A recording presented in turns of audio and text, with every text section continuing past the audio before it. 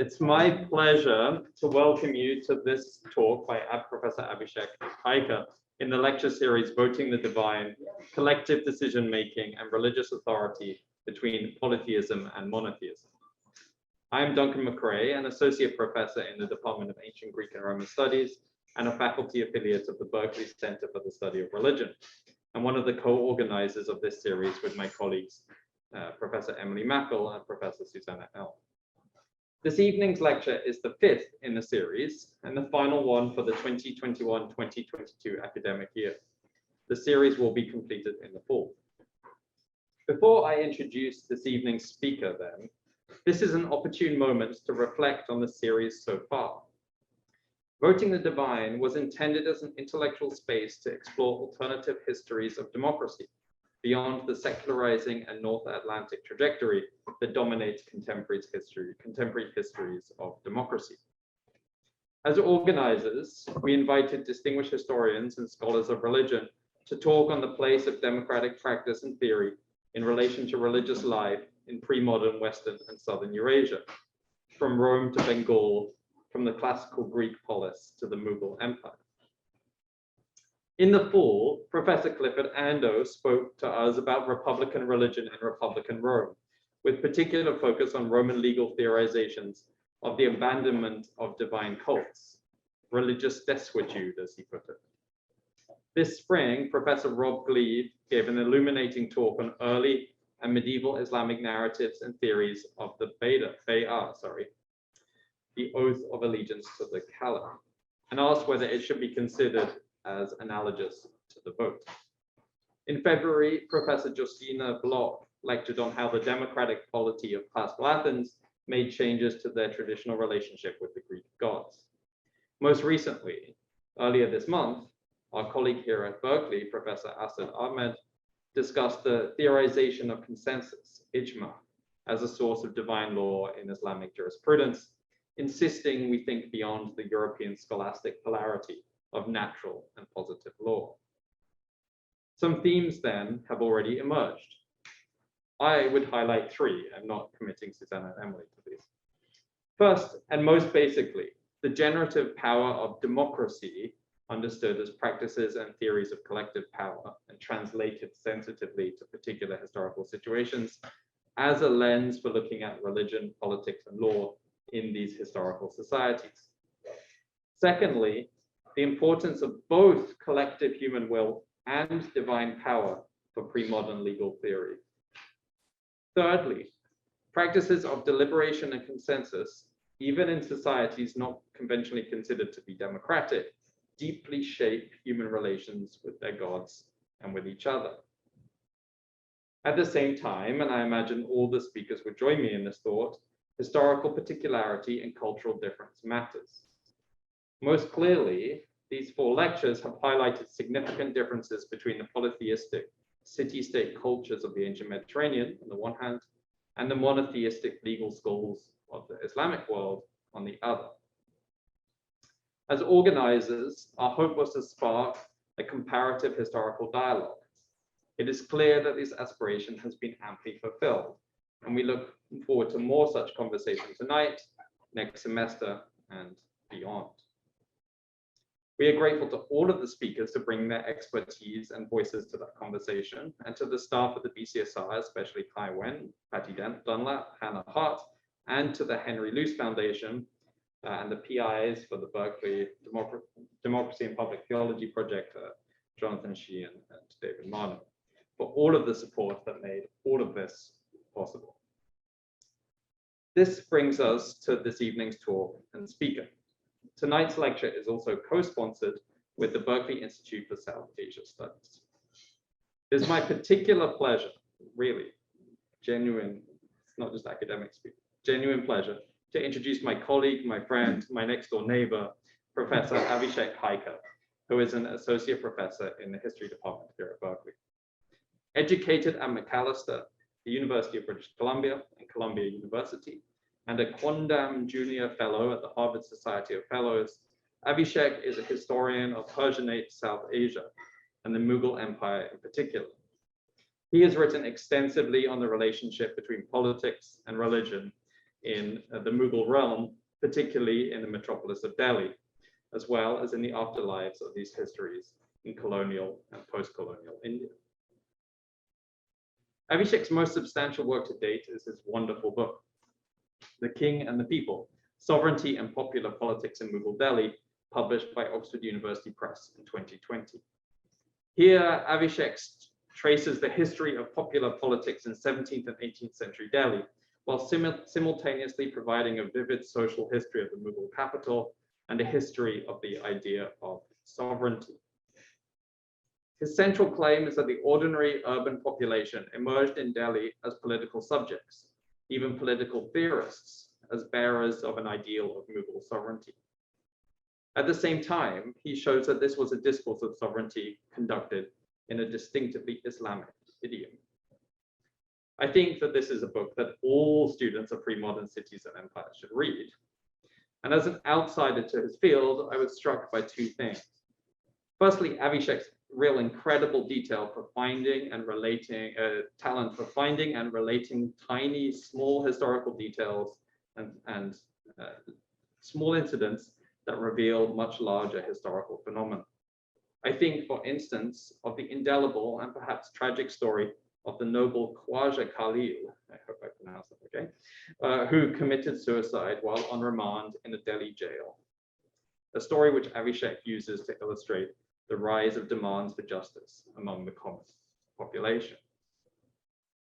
Secondly, I was impressed precisely by the contribution of the book to our theme of democracy beyond and before Western modernity. Abhishek reveals that Mughal Delhi saw politics in the sense advanced by Jacques Rancière. Politics as moments of claim making, of popular demands for recognition, and not just Rancière's policing, governance according to some settled order. As he writes in the introduction, quote, "Few would dispute the now commonsensical belief that absolute authority derives from and should reside in the people of any given political entity. Yet the historical vision of this momentous and foundational shift in the locus of power from the body of the king to the body politic remains resolutely centered on the Atlantic world at the end of the 18th century. Do the disorderly urbanites of 18th century Delhi have anything to contribute to this history?" As a reader of the book, I can only say that my answer is a super enthusiastic yes, they do, profoundly. For these reasons, and many more besides, it's my pleasure to introduce Professor Kaika for his talk, Voting from the Rooftops, 3 reflections on voting the divine from India. Thank you, Abhishek.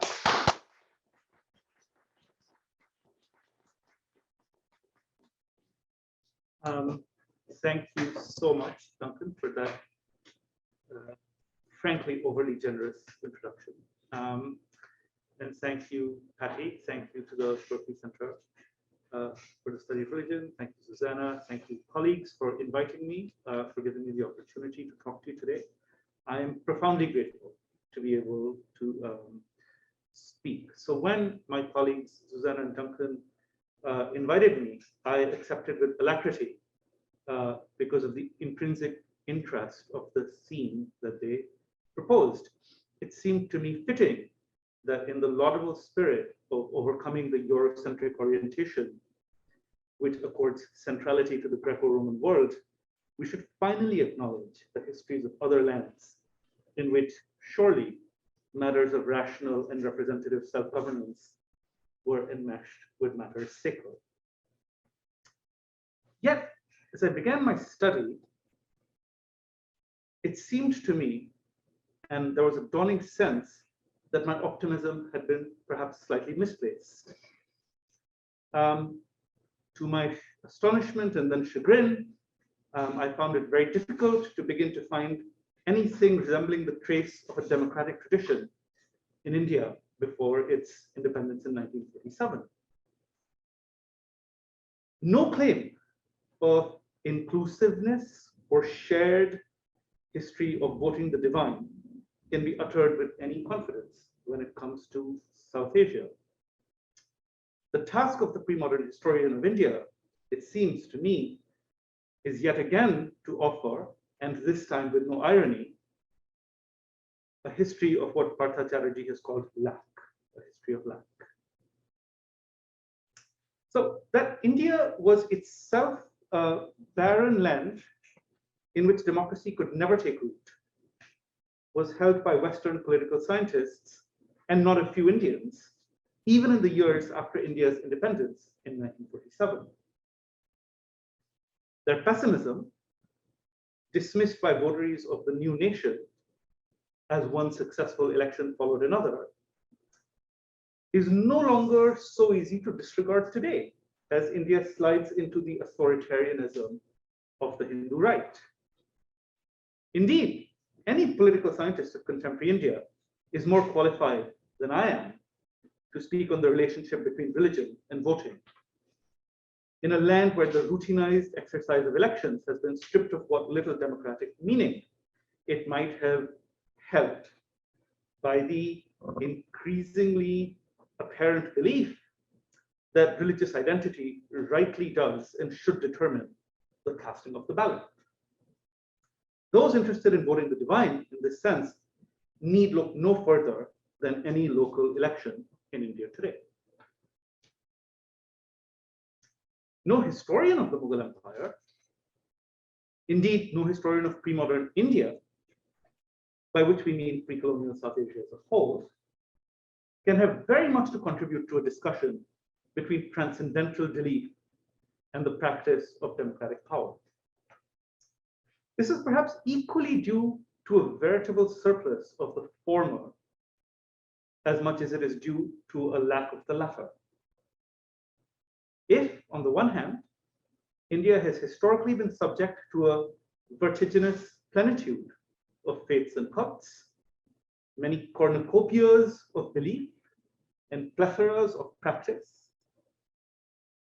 it has equally been the land, par excellence, of inequality and hierarchy, the site of the most sophisticated and voluble expositions of divine monarchy, seen not without any justification by hostile commentators as the fountainhead of Oriental despotism, and the powerful segmentation of social order by caste, which led, for instance, the French anthropologist Louis Dumont to theorize the distinct model of an Indian human, Homo hierarchicus, as opposed to his European counterpart, Homo equalis.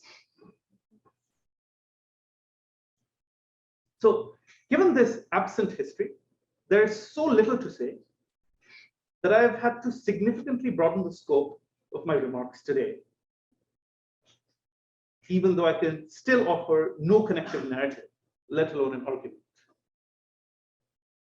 So in lieu of a history, let me offer three brief reflections of varying length from this position or place of lack. The sites of these reflections comprise ancient and early medieval India, roughly in the period 500 BC to 500 AD, medieval South Asia at the turn of the first and second millennium, and Mughal India circa 1725.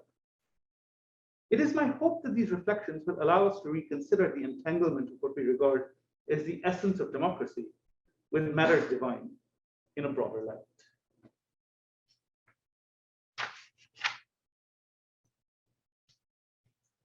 About a century ago, it was commonly held that ancient India was the home of robust democratic practices. We need not be detained by the hallucinations of such men as a certain Janakinath Bhatt, who believed that the early Indo-Aryan speaking nomads had established constitutional organizations, bicameral legislatures in which speeches were made, resolutions passed, and kings elected. Writing in 1954, Bhatt's essay, which I mentioned here, oriented the path towards the new Republic of India. But it was only a minor paraphrase of an earlier scholarship, which espied democratic institutions everywhere in ancient India. The second decade of the 20th century saw an upsurge of scholarship on democracy in ancient India, drawing on and contesting the Oriental scholarship of earlier Indologists, such as the Celticist Heinrich Zimmer and others, a generation of Indian scholars set about proving the fitness of their country for self-rule by turning to the democratic traditions of its ancient past.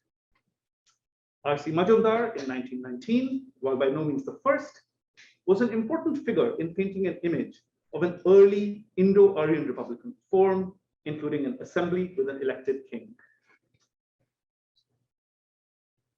His book was followed by that of K.P. Jaiswal, given the gratingly anachronistic title Hindu Polity, a constitutional history of India in Hindu times, published in the year 1924. In it, Jaiswal argued fiercely and polemically for republicanism in the India of the 5th century BC. Jaiswal felt that the early Vedic peoples had only monarchy, but that full-fledged republics, endowed with various kinds of constitutions, had hatched by the time of the Buddha. Jaiswal was not content to argue merely that there were deliberative gatherings in these states, which is quite easily proven. He believed that kings were elected by urban referendum. An early note of caution was sounded by the brilliant political scientist Beni Prasad, who went on to found the Department of Political Science at the then flagship Allahabad University, and published a book called State in Ancient India in 1928, in which he pointed out that there really was no evidence for the actual election of leaders. Prasad dismissed the, and I'm quoting, reminiscences of Athenian history swaying the imagination of the Greek writers, such as Diodorus Siculus, who claimed that Alexander had swept away democratic states with his invasion of India. But Prasad was rebutted by A.S. Altekar, whose State and Government in Ancient India came up in 1949, attempted to establish that the so-called tribal states that had preceded the Mauryan Imperium before the 3rd century and continued for some time later comprised republics. Himself involved in the excavation of early Indian coins, Altekar could say with some authority that when a coin bearing the inscription Yodhya Ganasya Jaya was unearthed, it proclaimed victory to the Yodhya Gana or republic and not an individual king. So this is the kind of evidence that Altekar, for instance, deployed. More recent scholarship, however, has established that the coins bearing this legend were produced only at the end of the Yodhaya's history, after the end of Kushan rule in the 3rd century AD, to which they had been subjugated, but before their extirpation by the Hunas in the 5th century AD. Earlier coins did not mention the Gana, and this obviously raises a problem for anybody trying to backdate the history of the existence of a political form based on coins such as these. In any event, Altekar was aware that it was wrong to classify such states in which power was invested in a small aristocratic or military elite as democratic. Indeed, he conceded that Gana polities were not like modern democracies. Altekar did acknowledge that voting was not a feature of such Indian republics, and nor did they hold elections. But he repeatedly insisted they were, quote, republics in the same sense in which the ancient states of Greece and Rome were given that designation. By the middle of the 20th century, however, such views were beginning to fall out of favor in an increasingly professionalized discipline of Indological study. R.S. Sharma, writing in 1959, asserted that the tribal oligarchies, as he called them, were enervated by Mauryan imperialism. He believed instead in the existence of, and I'm quoting, a primitive tribal military democracy of the early Vedic period, which also had some place for the representation of women. Such tendencies, he believed, were destroyed by the coming of the Mauryan Empire. And in a review of Altekar, A.L. Basham, the noted English Indologist, criticized his work, ending with a criticism of what he called his love of country, his patriotism. So the most notable revision of this scholarship was rendered by Basham's student, J.P. Sharma, in his 1968 work, Republics in Ancient India. In his foreword to this work, Basham, who wrote this foreword, says that, quote, the days are past when Indian scholars needed to impress the world with the fact that their country is capable of governing itself democratically. There is therefore a real need for a reassessment of the evidence on India's ancient republics as objectively as possible. So J.P. Sharma, the student, rejected the works of Jaiswal and Altekar archly, sharply, by saying that their scholarship, quote, may be justifiable in the context of the times, but only if one accepts academic historical research as a tool for fostering patriotism and igniting revolutions in order to achieve national independence. Most influential has been the more recent scholarship of Ramla Thapar, doyen of the study of the state in ancient India. Thapar dismisses without critique the idea that ancient India had anything like republics. The Gana Sangha system, she avers, variously rendered by modern historians as republics and oligarchies, can perhaps be more precisely described by the terms chiefships or chiefdoms, where the ruling clans were differentiated from non-warrior groups.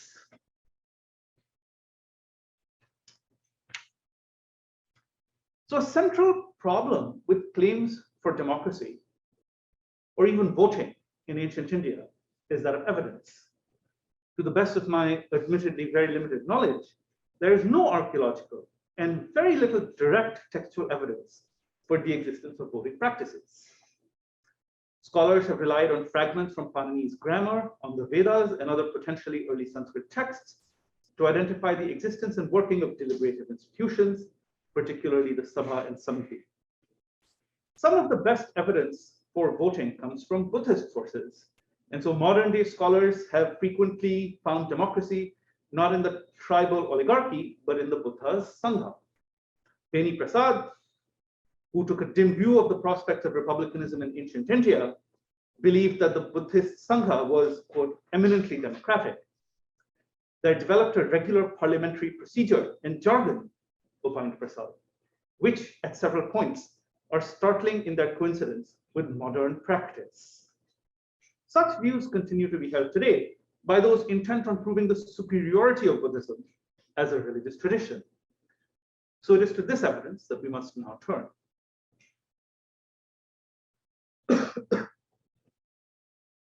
It is true that some textual evidence for voting is ascribed to the Buddhist milieu, such as in the Jataka tales, a relatively early collection of Buddhist stories. The Owl Jataka, for instance, is frequently cited as proof. It gives the following account of the origins of kingship in the animal world. At the time when humans selected their king, the various animals also did so. The birds in the Himalayas wanted to choose a king, like the other animals. They searched for one such, and they chose the owl. Here is a bird we like, said they. And a bird made proclamation 3 times to all that there would be a vote taken in this matter. After patiently hearing this announcement twice, the 3rd time rose up a crow and cried out, "Stay now. If that is what he looks like when he is being consecrated king, what will he look like when he is angry? If he only looks at us in anger, we shall be scattered like sesame seeds thrown on a hot plate." I think that must be tawa. Huh? I don't want to make this fellow king. So Owl flew off to chase crow, and so began their generational rivalry. And the birds chose a golden goose as their king, who turned out to be the Buddha in one of his incarnations. So such a story has been used as evidence of formal voting procedure and vote. But to my mind, it is astonishing that these accounts of voting appear only in metaphorical or allegorical contexts, and rarely, if at all, in describing actual events or actual practices. That voting existed in the Sangha is beyond doubt. If anything, Buddhist practices of voting were closely connected with the divine. What they were not, however, is democratic. Analysis of voting in the Buddhist Sangha has focused on the practice of Yabu Yasika, as it's called. Much of this scholarship seems to ascribe democratic virtue to early Buddhist Sangha in apparent contrast with the despotism of caste and monarchy in India.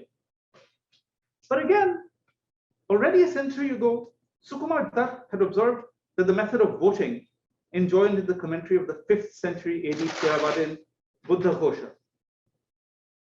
were designed not to manifest the preferences of the majority, but to strangle schism and produce consensus. Such elections were the last resort in a divided community. They depended on a senior monk who already knew which faction followed the dharma and which its opposite. In one form of voting, the so-called ear whispering method, this impartial and righteous senior was enjoined, for instance, to offer 2 voting sticks of different colors, representing the right view and the wrong view, the dharma view and the adharma view, to the assembled community. And when, for instance, a senior monk chose the incorrect ballot, the polling monk was to say, "Venerable sir, you are great and aged. This does not become you. The ballot of the righteous ones is the other." The ballot should then be shown to him, says Buddhaghosa. If he values it, it should be made over. If he doesn't value it. In another description, the polling monk could approach a junior monk, whispering, "Good sir, your preceptor took the dharma voting stick. You should also take the dharma voting stick." So, writing a little before 1924, Dutt was reminded of what he calls modern electioneering tactics. But he noted, perhaps even in an American state, the polling officer does not stoop to wire pulling and canvassing in the manner which Buddhaghosa innocently recommends. Now, we of course do not judge the voting practices of the Buddhist community so harshly today. As anyone who has participated in a faculty meeting knows perfectly well, the point is not to produce endless dissensions among the community, but to restore us to the observance of the correct dharma.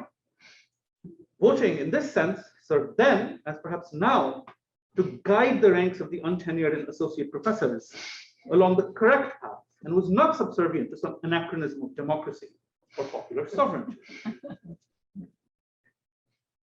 Now, it could be that the Buddhist practices of voting and self-governance reflected, and I put this in scare quotes, the societies from which they originated. In this context, much has been made again of the so-called tribal oligarchies among the 16 great states, the Mahajanpada, that appear to have emerged across the Gangetic Plain in the second half of the first millennium before Christ. We might pause, however, to consider if it is feasible to posit some kind of simple relation of representation between the bizarrely detached domain of the monastery from the world it so purposefully renounced. Even if it were the case that the Buddhist techniques of voting were simply imported from a society beyond the walls, the blatant authoritarianism of such practices should raise questions about the nature of collective decision-making in early Indian society. Was there then no break in the monotony of monarchy in South Asia from the ancient world to the last century?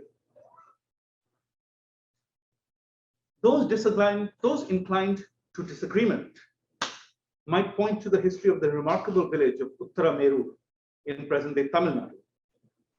Uttaramerur, accordingly, will be the subject of our second and very brief reflection.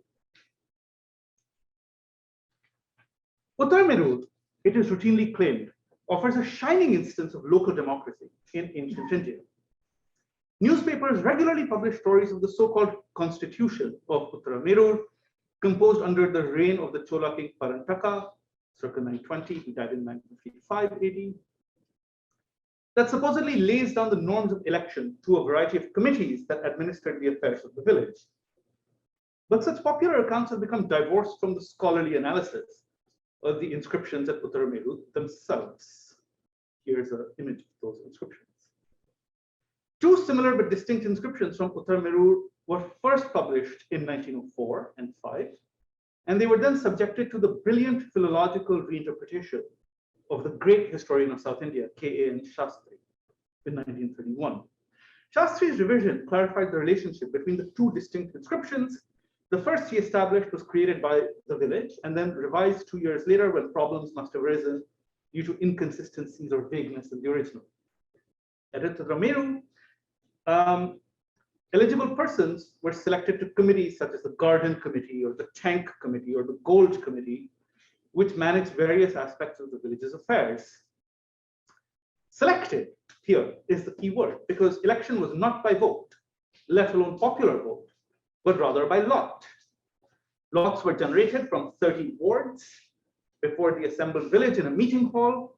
An aged priest held up the pot from which a very young boy removed the bundle of one board, From this, another ticket was drawn out and the procedure conducted 30 more times. So here, at last, we find democracy in action. True, what we have is not voting, but allotment.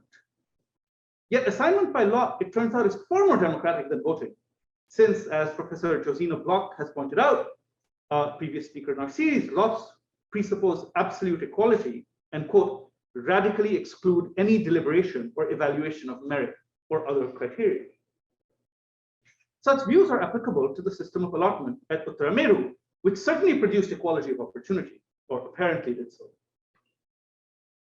But for whom?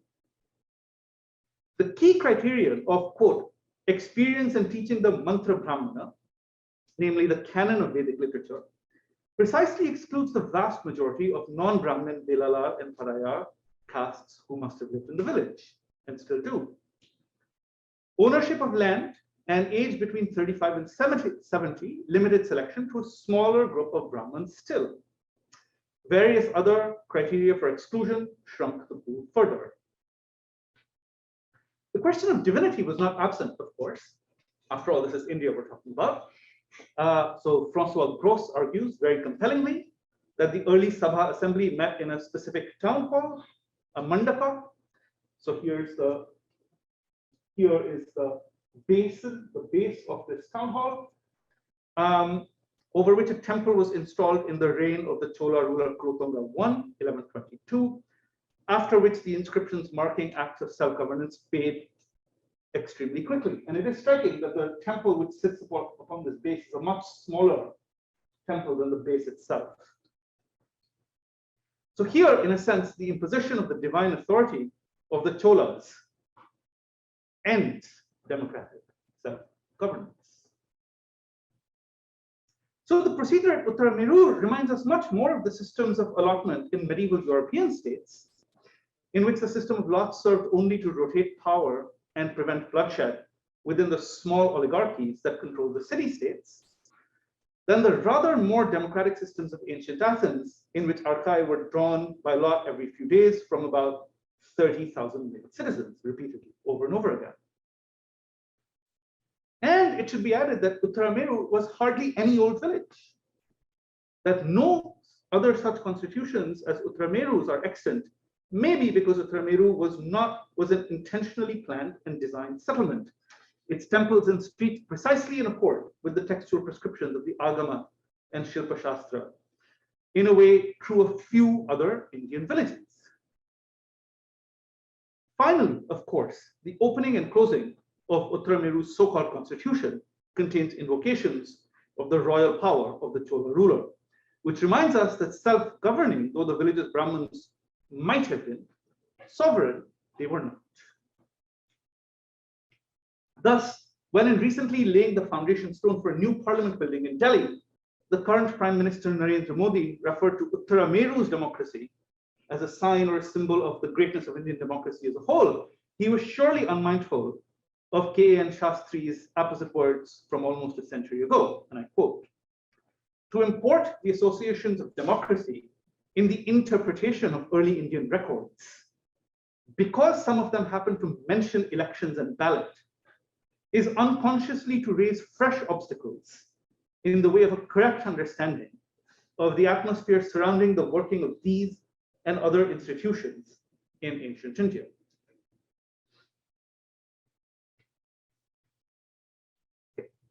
So the final reflection I would like to now offer on the theme of these lectures derives from a location even farther afield than any of my previous remarks today, and that is from Islamic South Asia. The world of Muslim India might seem more propitious than many other places from which to offer such speculations.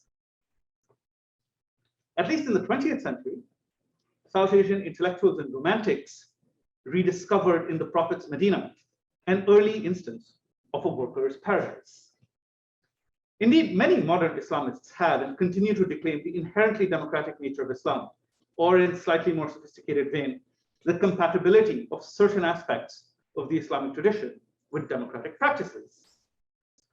And despite the absence of any actually existing Islamic democracies, There's something to be said for such claims, even if in practice they're limited only to forms of consultation and consensus, not voting, which, as we've just seen, are probably universal in South Asia and everywhere else.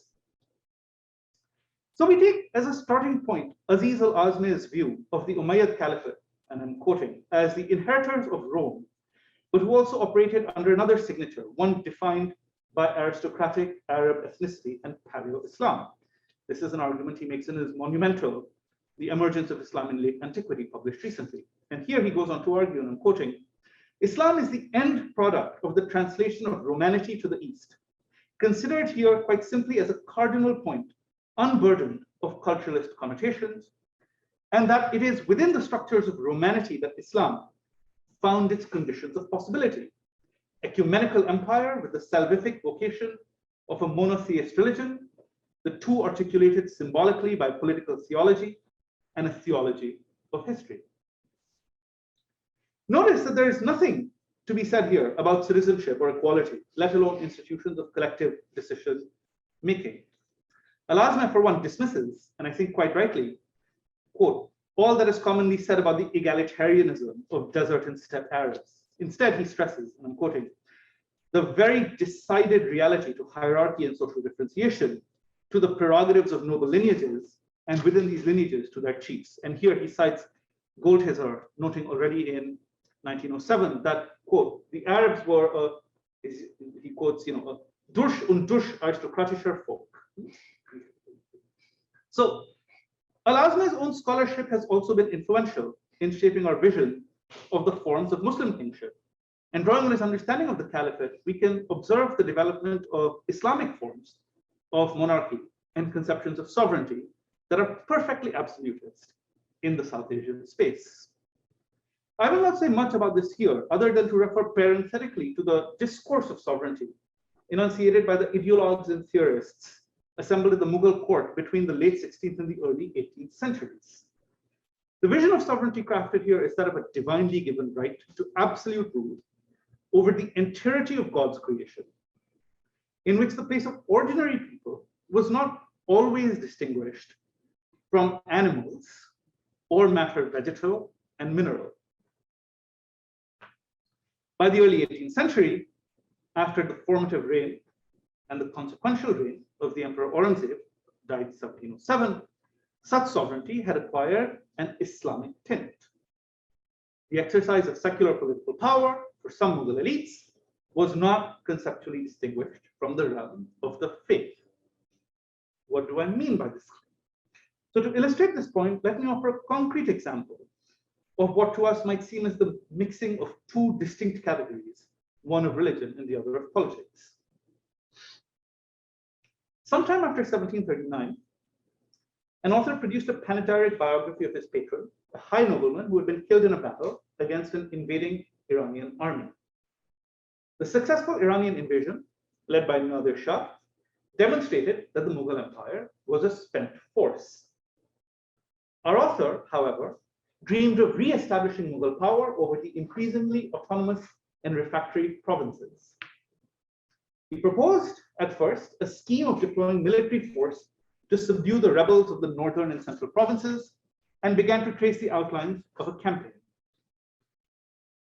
But then his disquisition veered off into seemingly unrelated matters.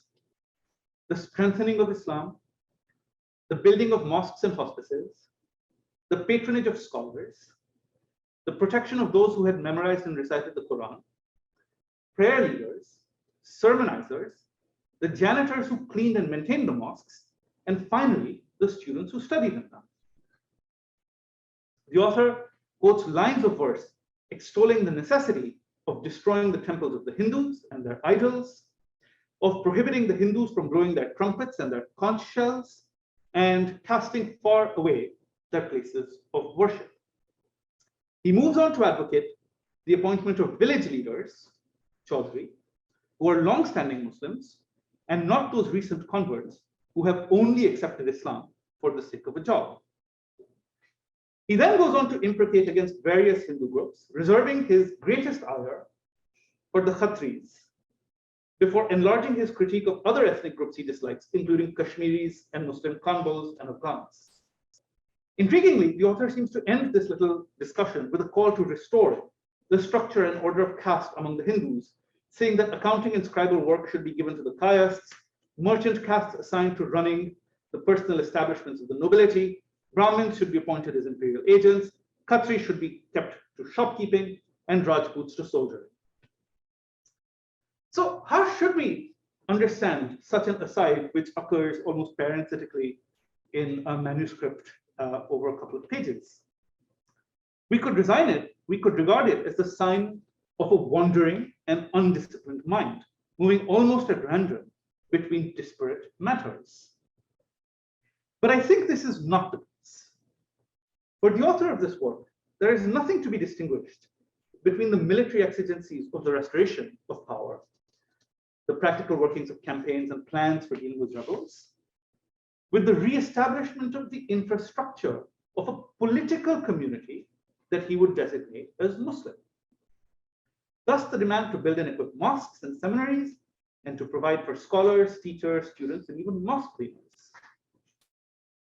Again, the author responds to the perceived disequilibrium of his day by advocating sharp actions that restore the formal supremacy of the community of Muslims over all others. Yet their very vagueness and their poetic invocation are indicative of their symbolic and not practical nature.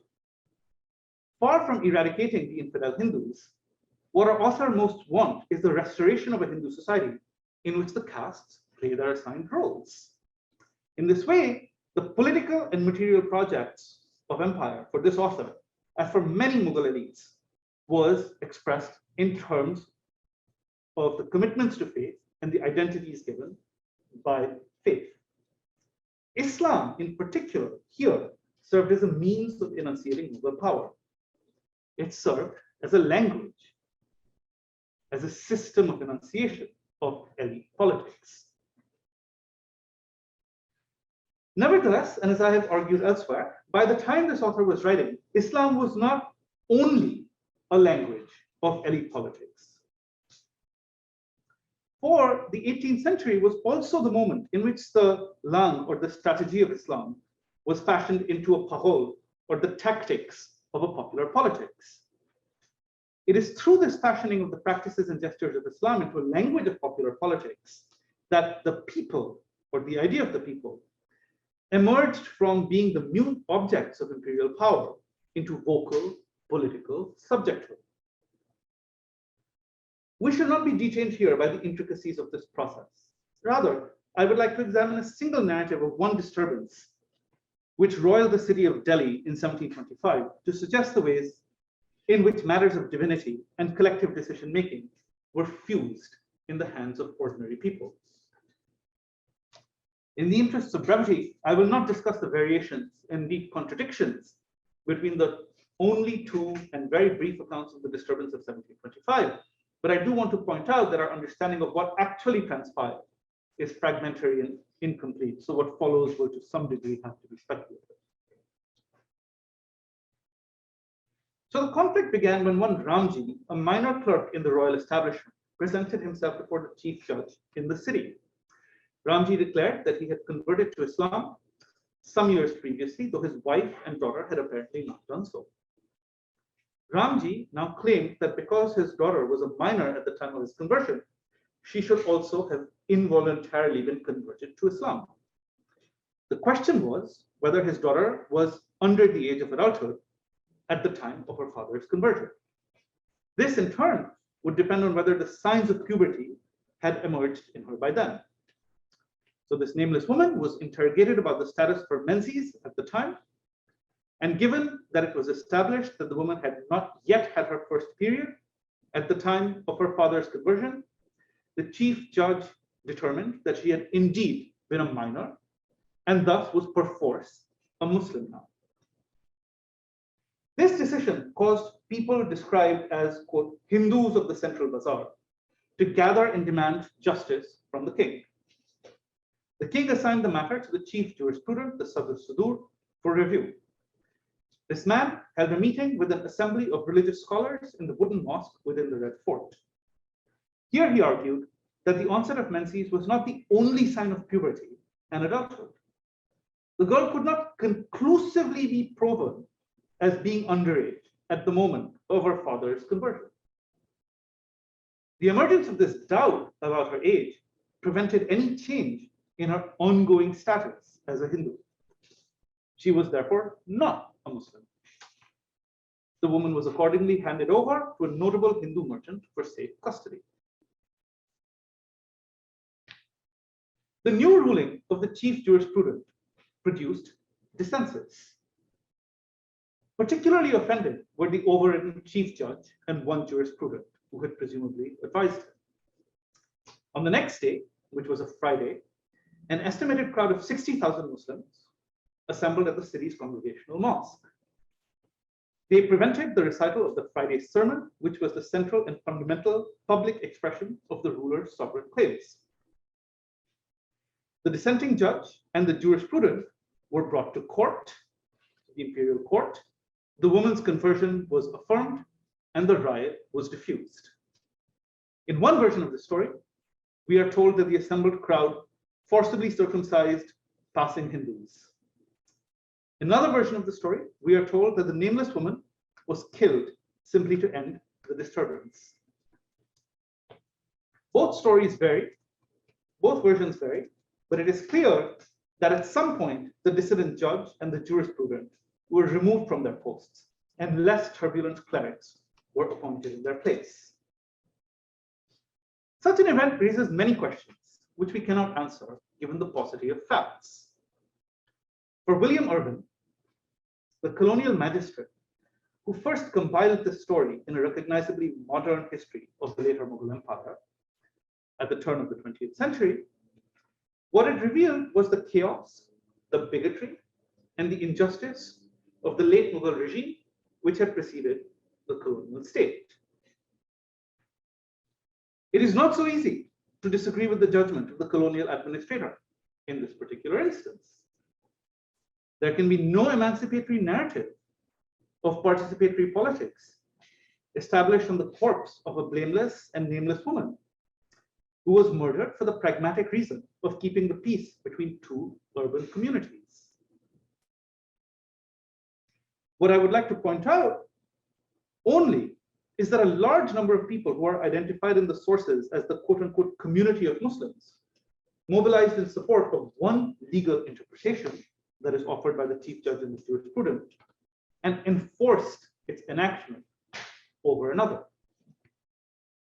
In this way, the vast mass of the people, nameless themselves, exercised political power and chose and enforced one ruling over another. In the purely practical and descriptive sense of the term, it is the people who, however momentarily, contested imperial sovereignty and claimed it for themselves. The means of collective decision-making which animated this event remain obscure to us in all ways but one.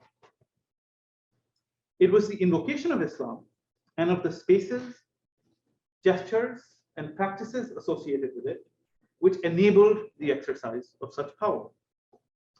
It is not for our purposes relevant that such a claim was enacted in the context of competition between two religious communities in which that of Islam claimed formal dominance over that of Hinduism.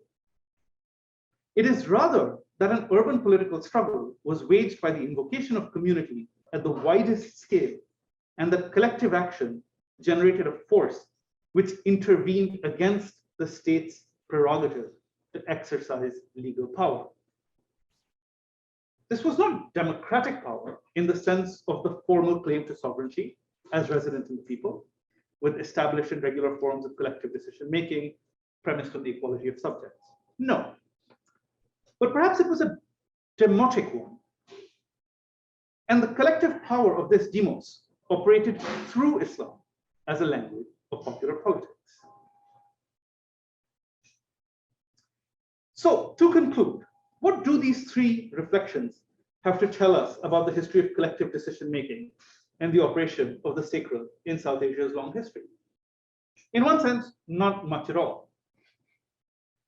We have seen today that some of the key attributes of democratic power, such as voting, simply do not obtain in India's history in ways comparable to those of the Hellenic or the European world.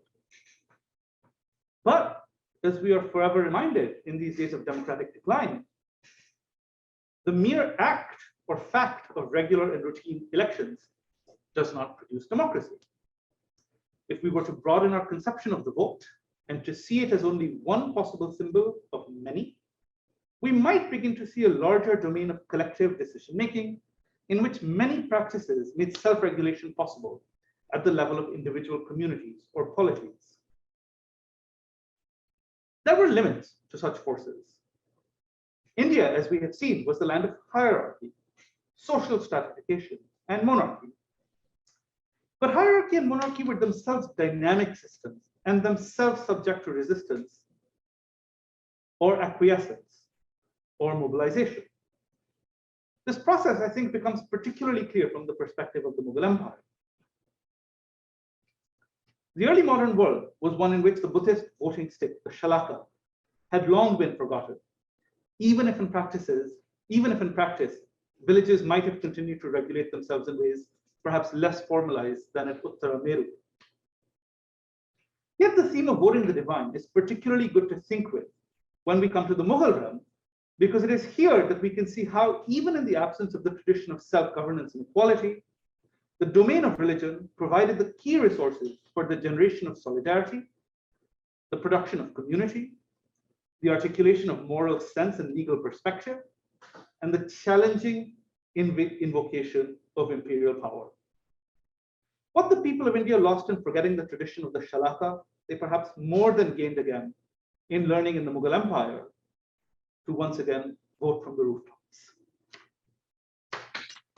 So I think the way we'll run this question period is I'm going to be here with the many people online. And so maybe Abhishek, could you run your own question period, and I'll put my hand up to represent the online people. So it's like for the political community. Thanks. Thank you, Abhishek. There's a lot of food for thought, you might say, across moments in Indian history. But since you opened the door to kind of literary text, and when you mentioned this Alupa Jataka, there is a thread that goes through very influential texts of ancient India, which show at least the idea of popular control of the monarch in some way. And the idea is this invested in this notion of the praja. And if you look at a lot of the theories of kingship, the king depends upon the people for his legitimacy. And you have numerous examples in the text, like the Ramayana, Mahabharata, and the Purans, of a king who loses that authority by violating dharma, which it brings in the religious, and is either killed by his populace, and a new king is stated, or there's a sense there in the Ramayana, when you look at the vexed question of succession to kingship in the Ayodhya Kanda, the aged king, who would normally just pass the kingship on to his eldest son by a kind of primogeniture, instead calls an assembly of the townsmen and the elders, and he puts it to them, I want to appoint this particular son of mine. Do you agree? So, now, of course, they all agree, right? It's kind of a Trumpian sort of thing. But the idea is that the concept is there, that assuming that they would.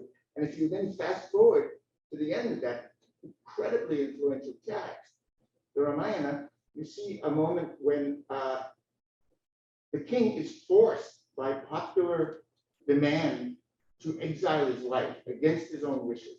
Because as he argues, a king who loses the support of his populace is no longer a king and goes to hell inevitably.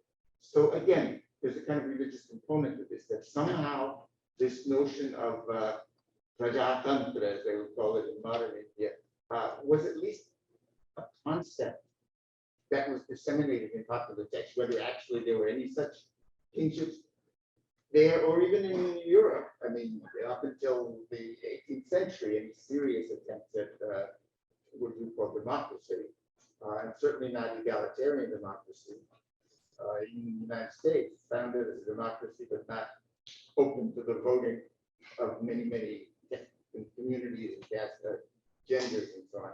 So you might take a look at that, and we can talk about it later, but I would say the idea is certainly there. Well, I mean, I would obviously love to hear more from you, and I'm certainly not going to debate the finer points of the Ramayana with you, Professor Goldman. But I will say that seems to me that the relationship between the people and the thing is always a dyadic one, and is always presupposed. It's always there. And I understand this from my limited readings of the secondary literature of the even the Vedic period. This is not contested. And that the support of the populace is not completely irrelevant to kingship in some cases. And I think you could make that case for many traditions. The question is, for me, what is the status of the people in this relationship? And can we determine any forms of them being active or actors? And I think that absolutely we could, and precisely the kinds of instances that you offer create the opportunity for us to read these texts in such a way as to locate the people as the central actors, which would also be in some ways coherent with certain aspects of theory from the Vedic period or later. But that doesn't really get us away from the question of collective self-governance, individual self-expression, the idea of where sovereignty might be seen to lie. In other words, some of the relatively core tenets of what we would today call democracy, and which I think we have to take seriously, if only because, now Indians seem to like it. Some Indians seem to like it. And therefore, it seems to me that those questions, have to be taken as live questions, even when we turn to the world of the Sanskrit sphere, right? So I think, yes, I'm in agreement to some people, yes. Thank you, Abhishek, for a wonderful talk. Really, I have two questions. The first is, since you brought up Buddhism and the Jataka, I had to think about within Ambedkar's writings, do we see a discussion, a similar, I mean, not romanticize what he said about some of these scholars, but a way in which he's imagining an ethical state and democratic institutions coming from a Buddhist example. And it's been so long since I've read it, but the Buddha and his Dhamma, in there seems to be a discussion of a possibility where he can kind of pull a model from this. And the second thing is I just had to think of Amartya Sen's book, The Argumentative Indian, in which he's also talking about democratic institutions before things like parliaments and voting. And in the model of these debates, right? Like in the sort of agreed upon pramana, and you have it in Buddhist and Jain literature where two figures will debate, and then the sort of public will choose who is correct, and then everyone converts to Jainism, Buddhism, or something. Can you say something about these two possibilities? Yeah. So I think the Ambedkar question is a very interesting one, and I don't know the answer. I haven't looked at the text, so I can't say. But it is interesting for me, for instance, that when I read Kanchayalaya, he describes the Buddha as primarily a political philosopher, and he sees him as a social figure, and he sees it as creator of political ethics.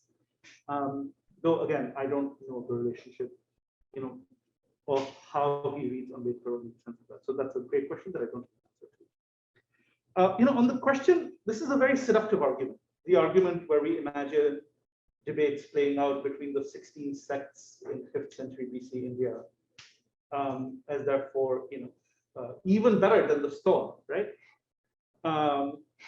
But the problem for me with this particular argument is simply that debate itself does not equal the exercise of democratic power. And the mere fact of being able to publicly disagree or to articulate positions in public doesn't exercise or even have any kind of neat relationship with the sovereignty of the people, or if not the sovereignty of the people, at the very least collective decision making. And again, I guide you to the faculty meetings as proof of that precept, right? So that we have to, I think, keep a line between the monastery or the cloistered institution and the real world out there. And as I tried to make the case, I don't think that there's a neat relationship between the two. In any case, that we could parse. Professor Sethi. Go ahead. Thank you, Abhishek, for this very interesting talk. I want to actually go back to the question of caste and extend back to this problem that you just articulated, which is that deliberation does not equal democracy. But the other question is, when we are talking about society, at what scale is this question being pitched? And the reason I ask that is precisely because if we go with humor, provisionally, who I social anthropologist and very happy, but doesn't. The fact that India has one of the most sophisticated structures of social hierarchy and distribution precisely means that how, if you were to conceive of society as some kind of whole, and that's why I'm interested in asking you where you're pitching this question, what is the scale at which the people and society is constituted, then there cannot be the emergence of anything we might think of as democracy. However, if we are looking at the institution of the jati itself, then within jatis there are all kinds of deliberative institutions, the Viradhi, the Panchayat, and these all operate in some form of fashion at the level of the jati, inside a jati. So if caste is a kind of cellular structure, that inside each cell there will be several kinds of institutions, even formalized institutions, for the exercise of deliberation among this constituted collective.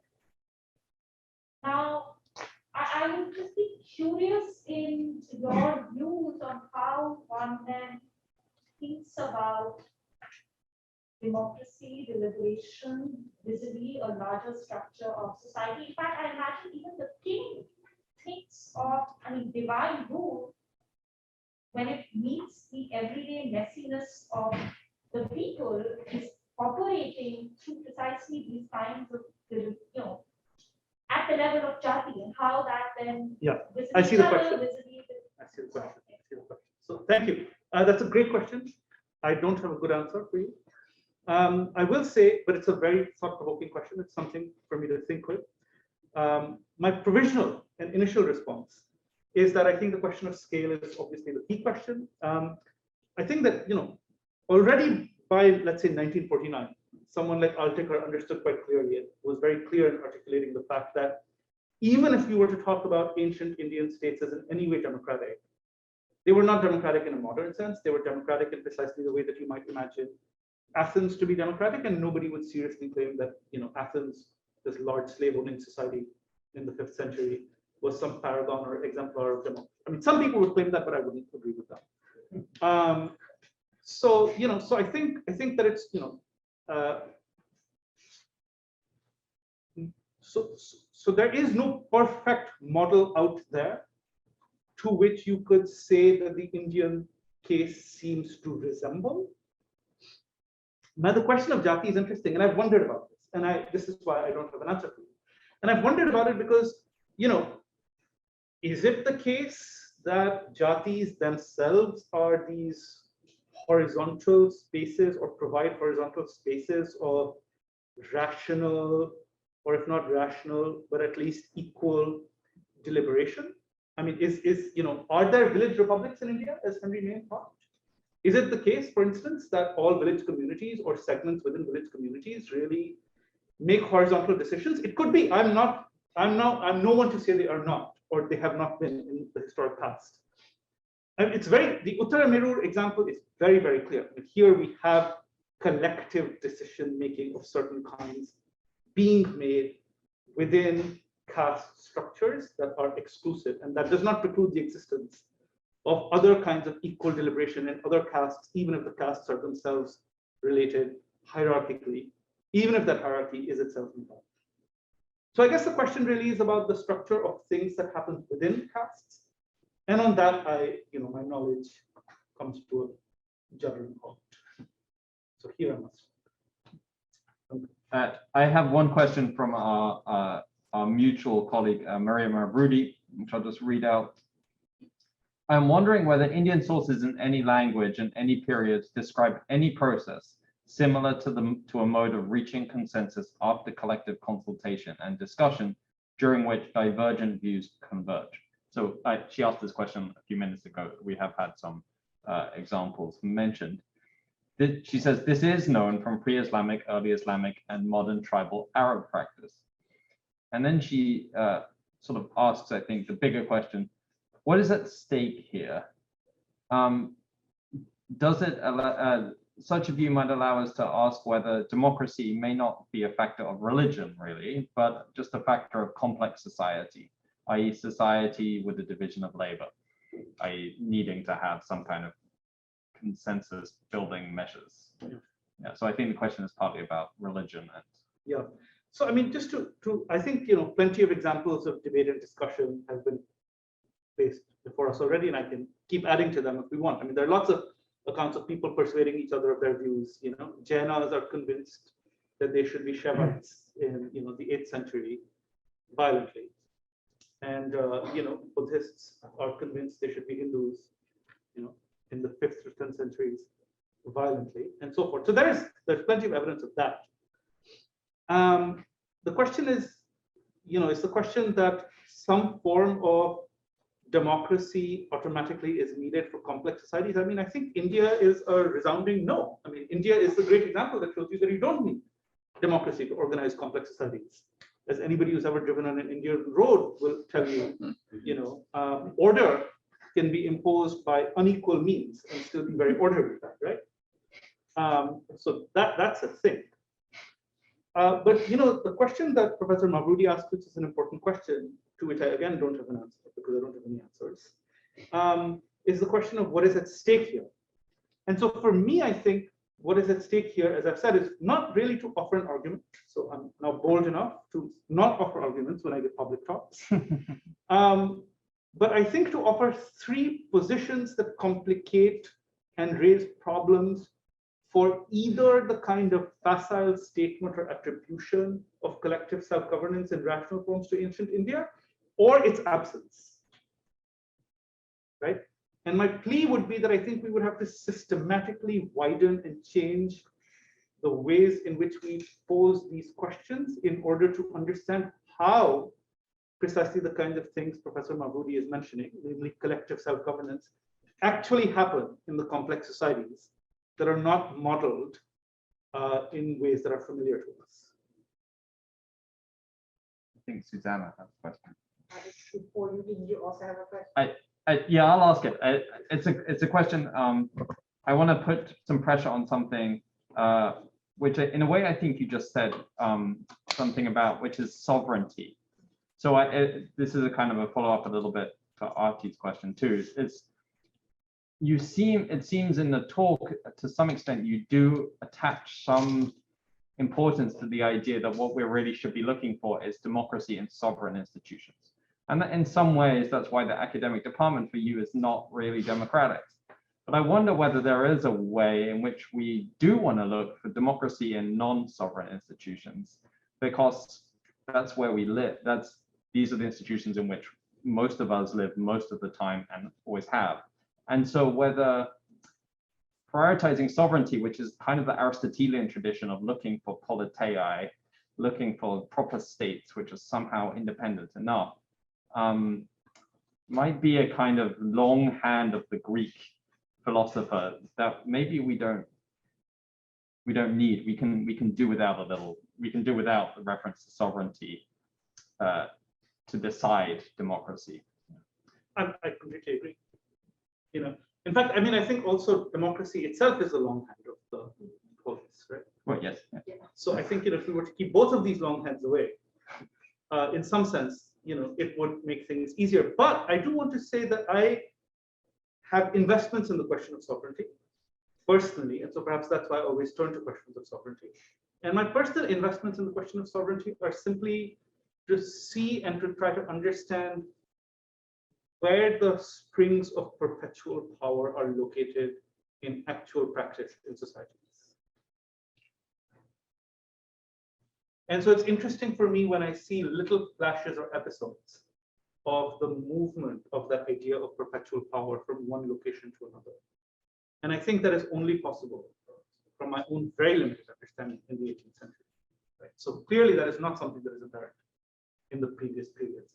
I think, but again, I speak from sheer ignorance by definition. So, Thank you so much for that. I think, and Duncan can, correct me if my view is faulty. I think what has emerged as we've been listening and thinking about all of this, and Duncan and myself also taught a graduate seminar on that, and we had another kind of working group with grads from different, very different disciplines through the aegis of the Berkeley Center of Study of Religion. I think what was very much in tension here, and what we at some point even thought, maybe we should have found a different title. Voting is very much under pressure in all of that. So what is very much under pressure is obviously the idea of voting as indicative of democracy, which I think we were very clear from the very beginning that that was not going to be operative in any of the societies that we were really investigating. And yet they voted. And so then the question was, what does that vote mean? And obviously, also refer to what Ziploc was saying, that we should say, in the Greek context, voting requires consensus, whereas a lot does not. And I wish he had spoken a lot more about the lot, because the lot very often is sort of, understood to be intrinsically divine, because it is a sort of divine intervention that precisely does not require merit, deliberation, consensus, or any of those things. So I thought it was really interesting that in your one example, the lot that as it was to take center stage, and yet that we can't somehow get past consensus and some form of participatory action as one means of establishing something in systems that are obviously hierarchical, obviously up to a certain point, autocratic, and nevertheless there is participation of something between that we may want to call a demos, a public, a collective, right? I mean, collective decision making is where it apparently is at. And then I think what you really put to the test here is how much evidence of collective decision making really affects change. That I think is then the question of sovereignty, right? Where does it really get to something? And that's sort of where I think it gets tricky, right? I mean, we can say, yes, it can affect laws, legal decisions. It can remove or grant legitimacy to rulers. Right, well, it's like, I just kind of run a departmental meeting, right? But what is democratic about it? So I think what's really sort of up in the air, and I'm scratching my head, is what democracy is, right? Or am I just rambling, which I obviously, yeah. No, I mean, I think that's an absolutely brilliant intervention, and it's both I read it both as in part acknowledgement and in part challenge. And I, if the question is what democracy is, then I think that those of us who are not classicists have a very hard time with this concept. Yeah. We have a hard time with this concept, but for different reasons, right? For a historian of pre-1947 or pre-1800 India, the word democracy is charged in ways that I think I should probably lay out. And it's charged in ways because post-1947, you get the inauguration of a political regime which seems to not derive from the history of the land in a certain kind of way.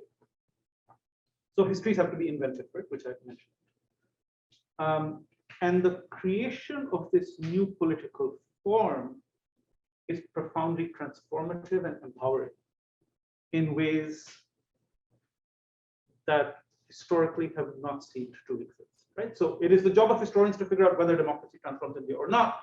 But I think that for lots of us who come from this place, who live in the post-1947 world, we take as an article of faith that the right to vote is fundamental to human dignity and political subjectivity, and profoundly transformative and important.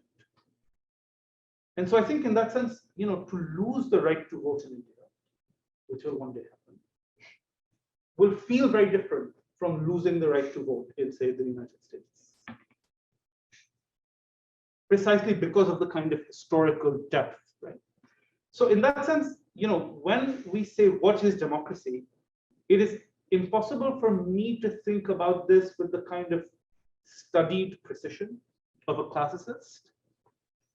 Perhaps because for me, questions of collective self-governance in the Indian past are very hard to parse from the post-1947 period. So this is, I think the word for this is presentism. And we tell our students not to do that. Yeah, but we all do it. But but we do it. On the other hand, I mean, but so now just thinking aloud, right? I'm just thinking, can we use this incapacity or inability to actually rethink the ideas themselves? Yeah. From the starting point that, of course, there is no such thing like democracy in ancient India. So I think, in a sense, what I'm trying to do is I'm trying to say, we must break that down fundamentally, clearly, and sharply in a world where people routinely like to assert that ancient India has had self-governance, has had democracy, in order to actually come to terms with what is that. And I think that work is still in process in some way, at least for me. Christian. Two more questions, I think. Thank you for your talk. I just I wanted, so you say that it's sort of a waste of time to look for the Agora in ancient India, right? We shouldn't be looking for an Agora or a synopsis in ancient India. Maybe we should look at a larger kind of conception of collective decision making.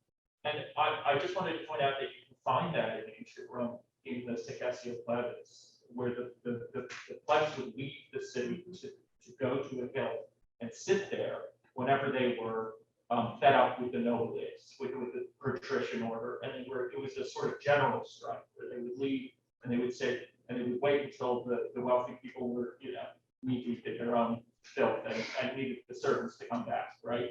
And so I think what you're describing in Mughal Delhi, where that sort of thing is happening, but it's articulated through an Islamic ideology, right? I guess I'm interested to know, in ancient Rome, it was articulated through a vocabulary of traditional rights and customs. And I'm wondering if you see that at all in Mughal India, those sorts of secessions you're talking about, or voting with your people power, right? Is it articulated through traditional caste rights at all, or just through this vocabulary of religion? Okay, so I mean, this term voting from the rooftops is a translation of Rousseau, who's reflecting on the history of ancient Greece. When he talks about the fact that at certain points, the citizens or the people of the city embarrassed the rulers of Rome by voting from the rooftops. So yes. The second thing is, I should have talked about this. I didn't because it's boring. But there is in fact a long tradition of voting with your feet in India, which is that caste emigration and the emigration of skilled workers is the only permissible form of political protest by artisanal groups. So that, you routinely get reports in the Mughal court where people say, the jewelers of such and such place, fed up with these taxes, have emigrated to town wide, right? The Ajkatanak has instances of these kinds of mobilization. And that's considered legitimate. And the people are always urged to say, you should come back. And sometimes they do, sometimes they don't. But there's a qualitative difference between that kind of what you might say, if you want to call it labor strike, or if you want to call it voting with your feet, and then the contestatory invocation or perhaps direct challenge to the right of the ruler to make a certain kind of decision. which elevates the competition to an altogether different thing, which I think is, where the question of sovereignty is important. Okay, last question. Yeah, one more. Yeah, sorry, so I'm not a trained historian, so sorry if this sounds bad, but. Me neither. I mean, but just to work, as a question of methodology, it's specifically in talking about the institution of democracy. I was wondering what you made of, so in the time just before independence, when there are debates on what the instruments of, actually operationalizing democracy should be, there's this one that keeps coming up, which is the separate electorate, which is obviously the reason of a fallout between Gandhi and Ambedkar, but also something that's offered to the Muslim League, which is curious because there it's not just offering, it's a double vote in a sense, which crystallizes together a notion of democracy and representation and what it means to make democracy meaningful, which for groups that see themselves as under either majoritarian right or other kinds of crisis representation, they propose a double vote as the only thing that will be meaningful democratic practice. So if we start with that as a starting point, can we work backwards from the position of say why a double vote would be the only meaningful way of ensuring, say, Dalit representation in a democracy or Muslim representation in the India or something like that?